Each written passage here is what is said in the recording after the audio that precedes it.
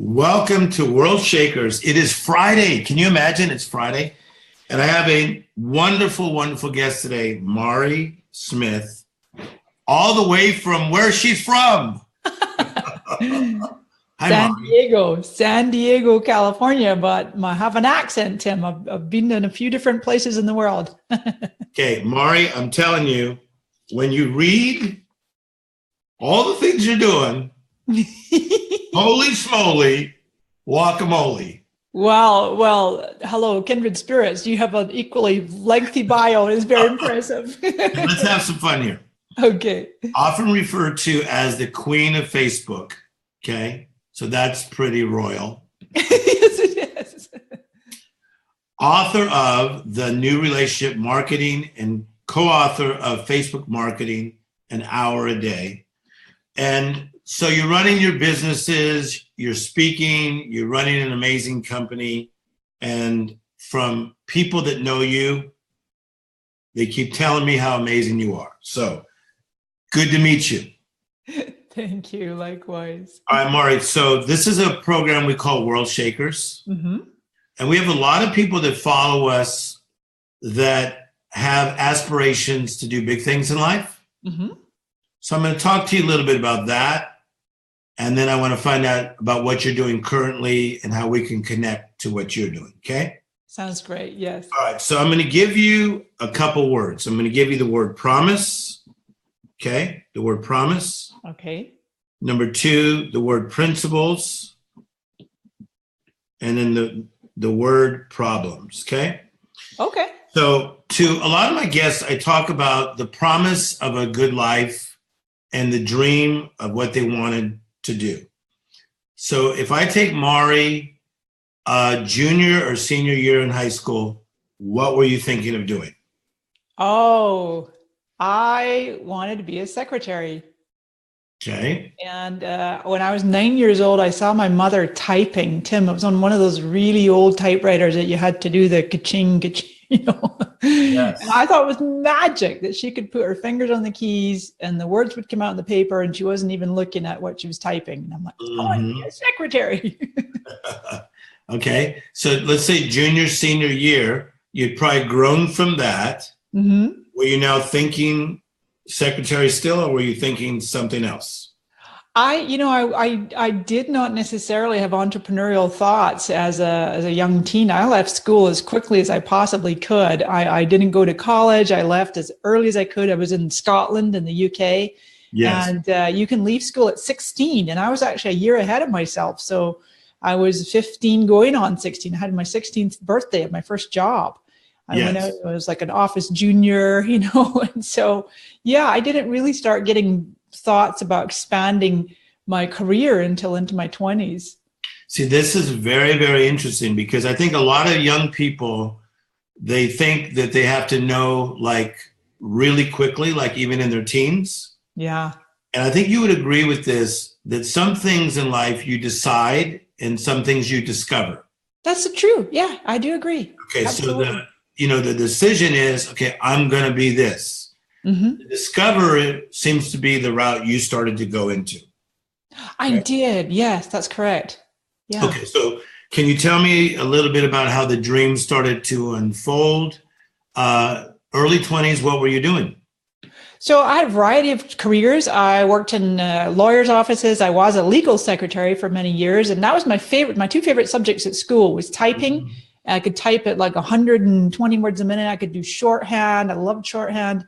And so I was an executive assistant secretary for many, many years in a variety of different careers, kind of morphed that into doing training and working with computer sales. And there was always a connection to the legal industry, which I enjoyed.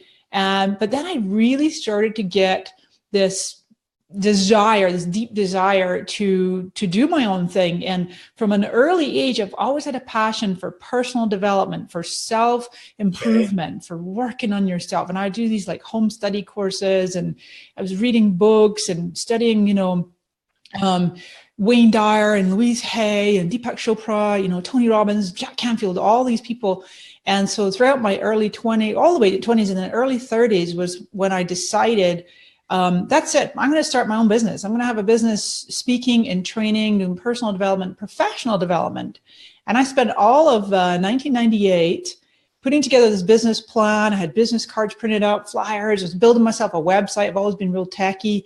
And I'm going into the bank to get a small business loan.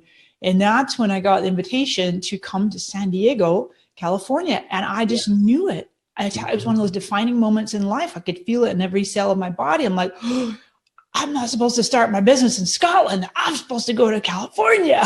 And this is amazing, honestly. Yeah. And I realized that all those people that I'd been studying, all those authors and motivational stuff, I'm like, wait, don't a lot of them live in Southern California? They're going to be my neighbors. You know what? I love it. That's like your aha moment. Yeah, it was. Okay, so I like what you just said, because a lot of people learn through education and observation. Yeah. So the education side is you got into books, okay?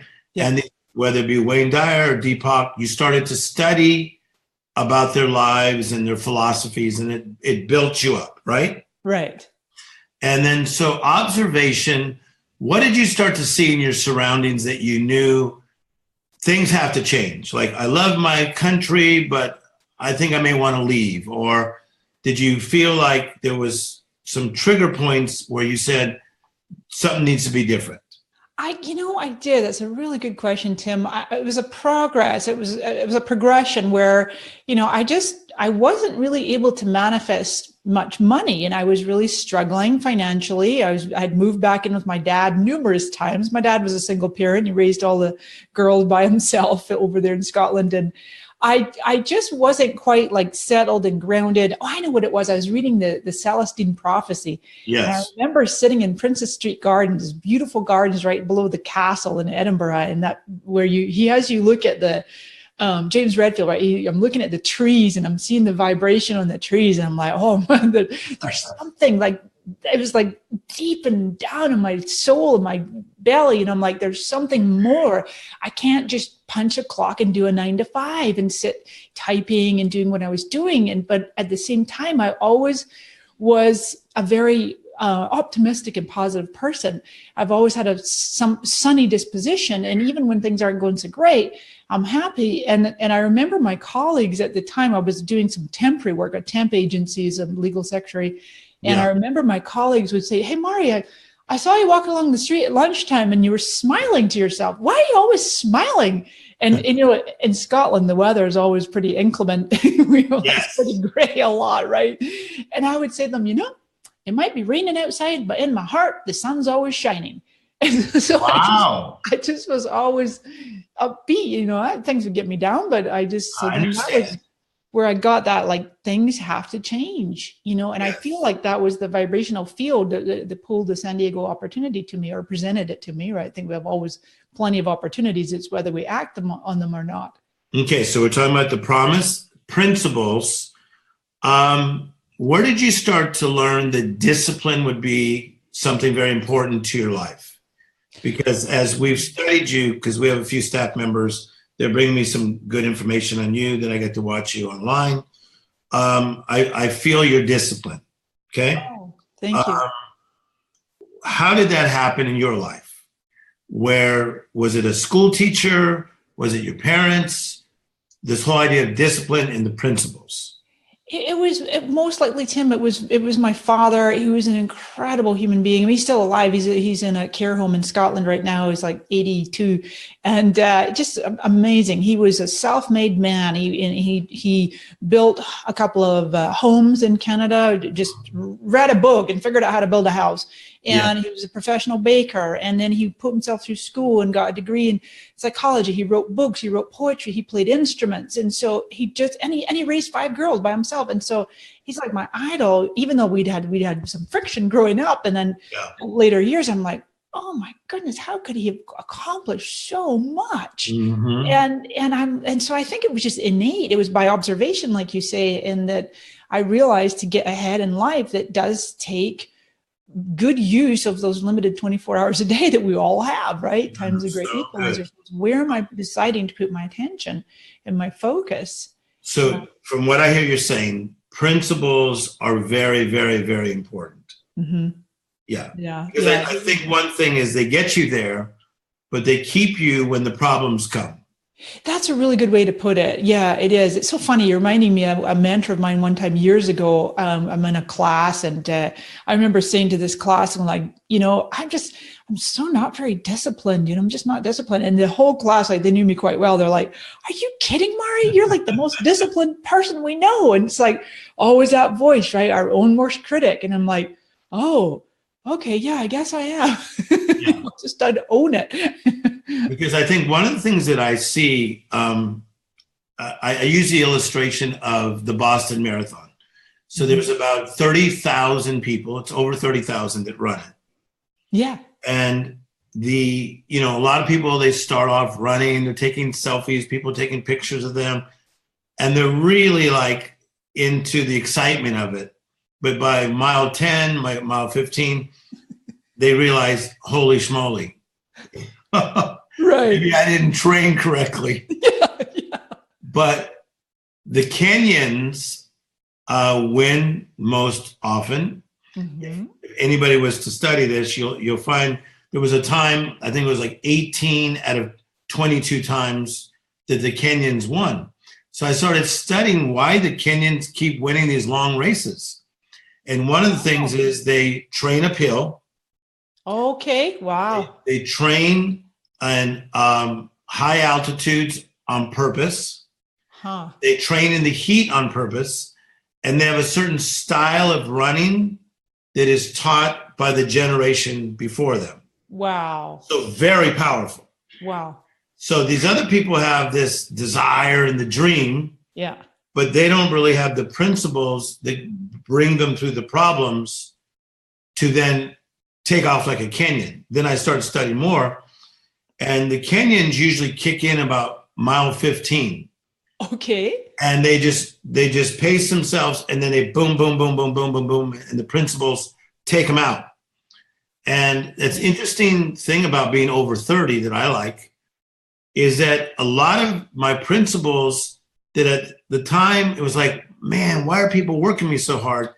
I think it's part of the thing that sustained me when the problems come. Yeah. Yeah, I know what you mean. I absolutely know. And the discipline and the principles, but always staying connected to the big why, right? You have to know your why.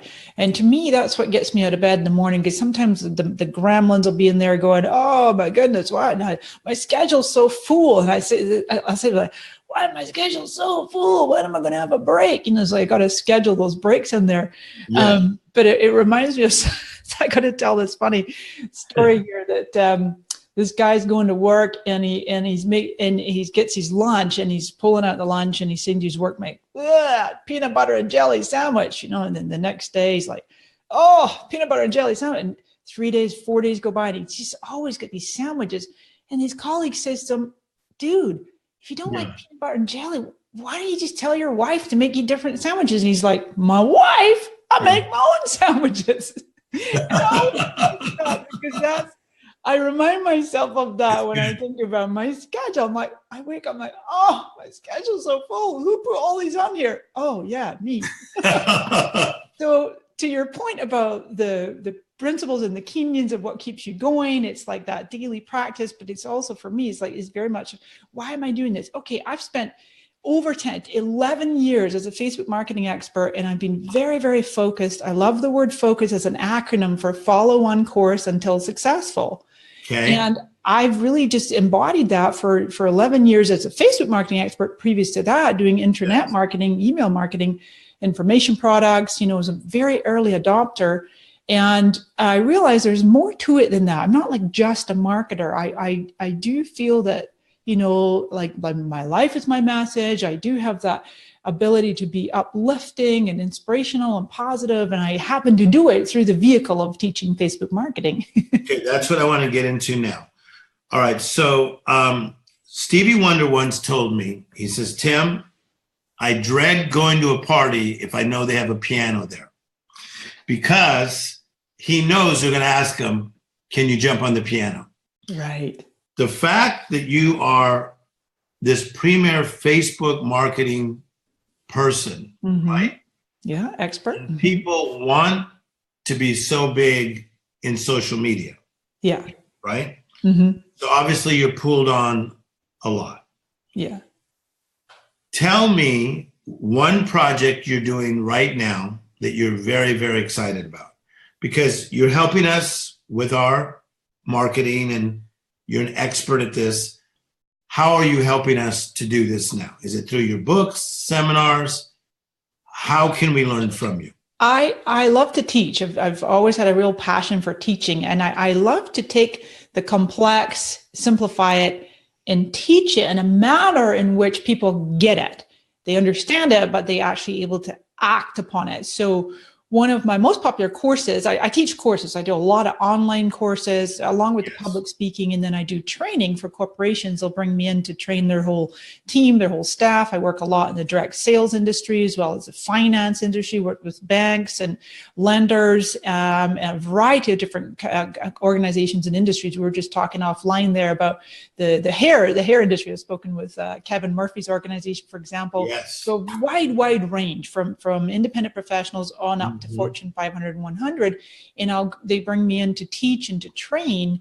Then also my main source of income, if you will, and my main way of doing business is teaching online courses, which I've loved doing for many years. Really even before Facebook. I'd tried every webinar platform, every teleseminar platform.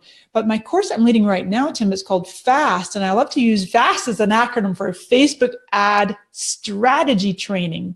And so it's my FAST Facebook Results Program. Okay. And it's a combination of video and Facebook Live, exactly like we're doing right here, Tim. This is perfect that you're doing Facebook Live, because Facebook Lives, while they're live, they get 6 times the engagement than regular video. But you also want to upload video too, the video on demand, as they call it, VOD. So this course is Fastest Results. It's a combination of live plus video plus the ad strategy component, because that's what I found over the years, that where people really fall down, not getting results, is they kind of sporadically hit that boost button. They give Facebook $20, $100, don't maybe see some results, but it's not tied into a cohesive strategy. So that's what I love to teach in many of my courses. We've got a lot more courses coming out. We're just releasing a Facebook Ads 101. There's many people are just haven't even dabbled with Facebook ads. They're just like scared to get started. So we've got a course coming on that one as well. Okay, Mari, tell us how we can find out about your courses, what courses are coming up, and how we can take them. Yeah, they can go to my website, marismith.com, and actually private message. So I have they can message me on my page, which is Mari Smith, the one with the blue check. It's my page. They could message me the word FAST. So that will send them information. And or they could go to marismith.com/FastFB, all lowercase. That will get the information about that course. And there's a way they can go ahead and sign up for my email list and get notified. It's great to just message me on my page too, because we can keep in touch that way through the messenger. And I'm very active on Twitter at Mari Smith, and then Instagram, Mari_Smith.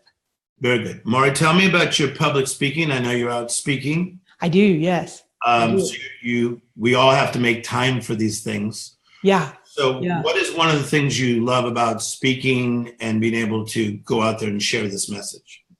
Yeah, I love that you're asking this, because, I think like Google Hangouts were really kind of broke onto the scene many years before Facebook had Facebook Live. Facebook Live's been here almost 3 years now. It was August of 2015.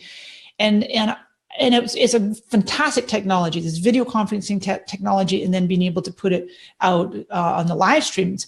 But I've said this for years, that there's no amount of sophisticated technology that will ever take the place of in-person. And I know you know this, Tim. What you get with someone, you can look into their eyes, see their body language, shake their hand, read their energy. There's nothing will ever take the place of that. No amount of artificial intelligence, robots, you name it. So that's one element that I just love about speaking, is I just love to meet my peeps, as I call them, my people. That maybe some people followed me for years. And one of the greatest compliments I can receive is people say, Mari, I've been following you for years, and oh my goodness, you're exactly like I thought you were online. Or I kind of like when they see I'm even better, but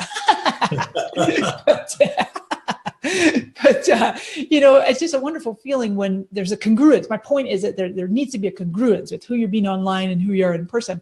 And so I love to meet people. And, I'm one of those speakers that hangs around. I love to meet and greet the audience, maybe attend some other sessions and network. And I can see that about your personality. So it leads me to my next thought and question. Sure. I think a lot of people that want to do things online, bless their heart, that part of it is for the sake of celebrity, but to be just a celebrity, just to be a celebrity. Right.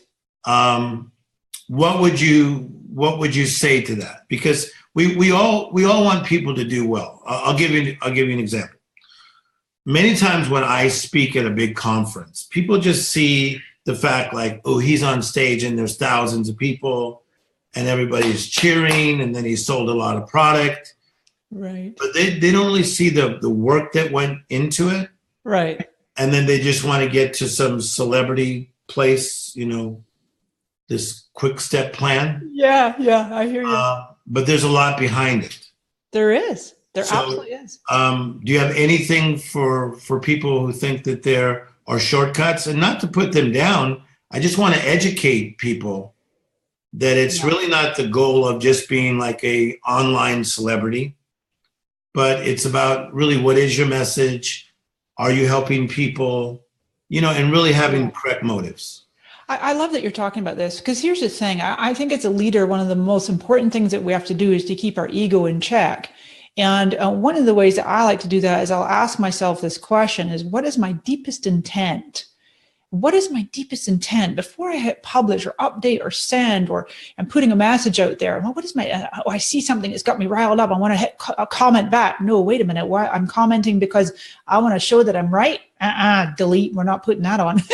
So it's like, what is my deepest intent? So being, I love the concept of all boats rising and just to be able to collectively and collaboratively help others, put the spotlight on them. I love the quote by Tom Peters. He said, true leaders don't create followers. They create more leaders. And so really, powerful. Right, empowering and generating the next generation of leaders and bringing out the best in others, So to your point about like, there's no shortcuts to be a public speaker and to have quote made it, I literally say that I'm an overnight success, 10 years in the making. Yes. Nobody saw the 10 years of hard work behind the scenes. And then I even have this thought, I was sharing this on one of my trainings yesterday. I'll have the thought where I'm like, okay, Mari, you've been a Facebook marketing expert for 11 years, the premier expert, they call you the queen of Facebook. Yeah, but then this other part of my head goes, yeah, but wait till they see when I really get started. Yes. Okay, Mari, I have two more questions for you. Go for it. One is just about Mari, the person, okay? Sure. Vacation spot. What's one of your favorite vacation places and why? Oh gosh, Mediterranean, anywhere in the Mediterranean. Spain, I love Barcelona. I love the Sagrada Familia. How much do I love Barcelona? Oh, love that city. And the whole Gaudi museums. Oh, yes. But I only appreciated it when I went back later as an adult in my 40s. Because when I went there in my teens, I was lying on the beach and I was just, yes, teenage British vacationer. But Barcelona has a way about it. It's a beautiful city. And yeah, I just love the Sagrada Familia. It's just an incredible church. I got inside the church. I just started weeping. I couldn't believe the energy in there. But the vacation side of you is important, isn't it? It is. I actually, I have family still in British Columbia, and there's a beautiful ashram up there on the lake where my mom lives across the lake. And it's just beautiful. My partner and I went there a few years ago and that's on our list to go back this year. And yes. He loves Hawaii. We've been to, actually we're going to the Bahamas in September. So anywhere tropical. He's an ocean person. So I'm a beach person. No. We're talking to Mari Smith. She is the best at what she does. And it's not just because I'm reading this, it's just the fact. And she's changing a lot of people's lives. So make sure and contact her. We've been putting up on the screen how we can do that. So my last question for you today, and thank you for being on this program. That's very kind of you. Oh, likewise. Thanks for having me. Yes. So my last question is, Mari, where do you see yourself and what are you doing in 5 years? Ooh, okay. Wow. So I absolutely see myself as a mainstream television show and weaving messages in there. Love it. Good. Of inspiration, of motivation. A lot of what we've been talking about here today in this interview, it's, to me, I love the Facebook marketing. I love social media. That will always be an aspect of what I teach. I'm totally owning that. I love it. I have an absolute passion for Facebook. Mark Zuckerberg, he gets a lot of flack, but I have immense admiration for him. He's a total visionary, and my wagon is very hooked to Facebook. And beyond that, I have this whole concept called business and beyond, and I love to weave the personal, the spiritual, the emotional growth elements, and just being able to become all that we can be in this lifetime through a lot of what you've been talking about here, Tim, today, is the discipline, the habits, the mental focus, the clarity, the vision, the why. And that's all like it's in me, and it's wanting to come out more in what I teach and what I do. And so it's like both and, right? So it's the Facebook, the social media, the digital marketing. It's helping people with their digital marketing, but also as a result for them to manifest all that they came here to manifest. I so see the TV thing. Thank you. Yes. And I love that you put it out there in the universe. Yeah. Oh, it's just going to happen. Totally. Yeah. It's not your fault. What's that? It's not your fault. It's not my fault. I love just that. go do it. Yeah. Well, the beautiful thing now with Facebook Watch platform and doing the Facebook Live, and is like, there's a really profound opportunity for those that might have a similar dream. Is like, you've got your web TV show and you start there and you just keep going with the regular broadcasts and getting into the habit and creating that discipline. Yes. Mari Smith, thank you for your time. I look forward to seeing you in person, sharing the platform with you. Likewise. You being on my TV show and me being on your TV show. I look forward to that. Absolutely. Okay, Mari Smith, our guest on WorldShakers today. And have a great Friday, everybody. Life is good. Make sure and follow her. All her information is right there. And Mari, we'll see you very, very soon. Bye-bye. Thank you. Thank you.